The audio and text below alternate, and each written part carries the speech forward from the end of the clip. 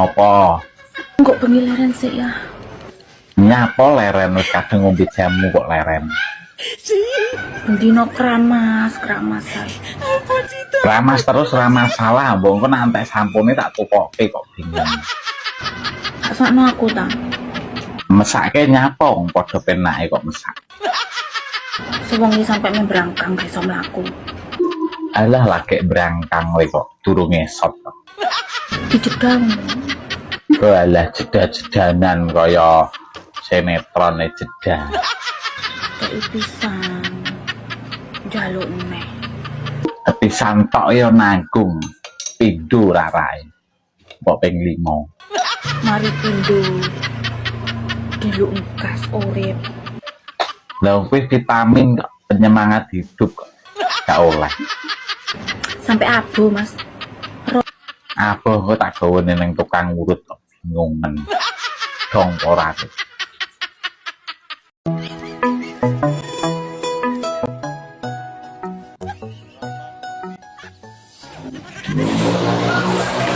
Bi, basa Jawane angin puting beliunge apa?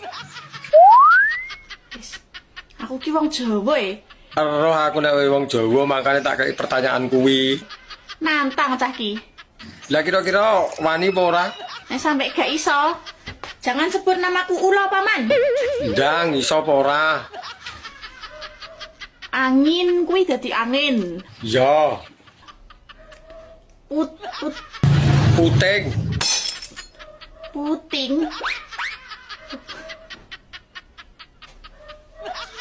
Lah nyapa bingung?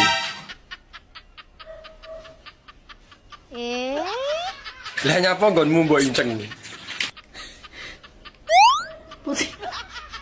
Puting kuwi pentil. Iso no lho, adine bulet ya jawab ket mau. Ya Allah.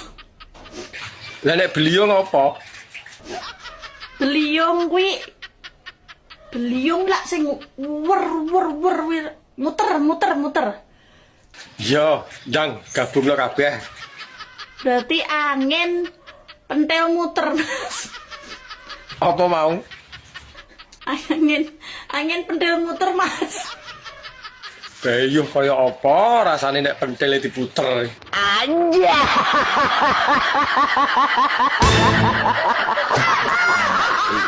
Ini parahnya.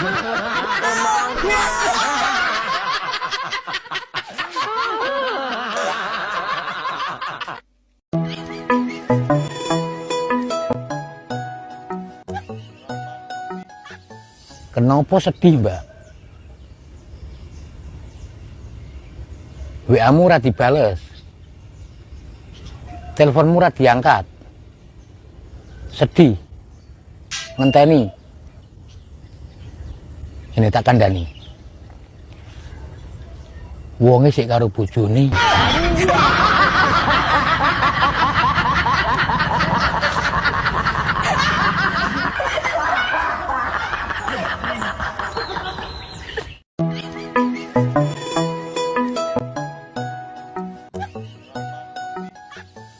Wes sak minggu nang ndi, Mas? Nang pantai.